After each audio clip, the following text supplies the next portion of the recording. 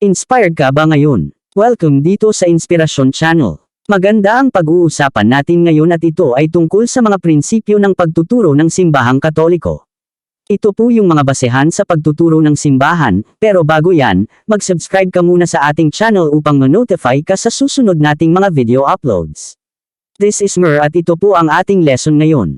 Ang simbahang Katoliko ay may malawak na hanay at maraming layer na koleksyon ng mga turo tungkol sa mga isyu sa hustisyang panlipunan upang makatulong na ayusin ang mga ideyang ito sa loob ng maraming dokumento ng simbahan tungkol sa panlipunang pagtuturo. Mayroon kaming 7 tradisyonal na mga prinsipyo na tumutulong na ipakilala ang mga pangunahing tema sa mas madaling maunawaan na mga konsepto sa video na ito. Titingnan namin ng maikli ang bawat punong guro o isang tema upang ipakilala sa iyo ang mga pangunahing prinsipyo sa puso ng Katolikong panlipunang pagtuturo. Magsimula tayo. Numero 1, buhay at dignidad ng tao. Ang prinsipyong ito ay nangangahulugan na ang lahat ng buhay ay sagrado. Ang bawat tao ay mahalaga sa mata ng Diyos mula sa paglilihi hanggang sa natural na kamatayan.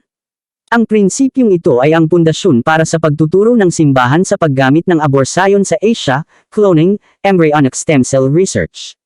Ang parusang kamatayan, at maging ang paghahangad ng kapayapaan at labanan sa maraming paraan, ang lahat ng iba pang mga prinsipyo ay maaaring masubaybayan pabalik sa unang pangunahing ideya na ang lahat ng buhay ng tao ay sagrado sa karapat-dapat sa dignidad.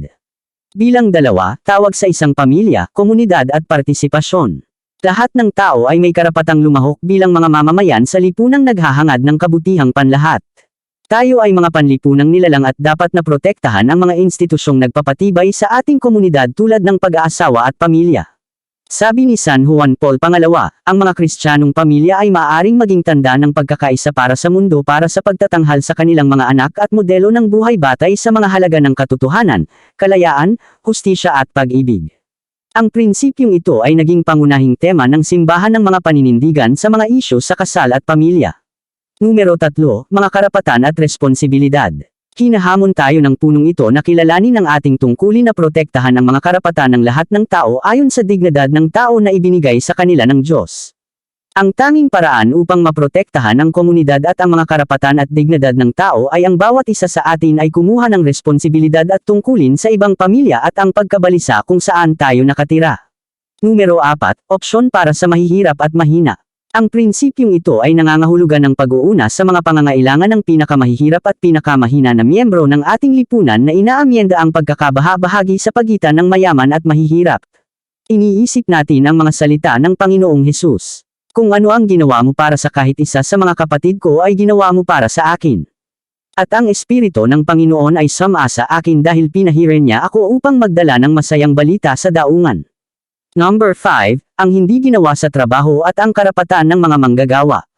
Ang trabaho ay ang paraan ng ating pakikilahok sa paglikha ng Diyos.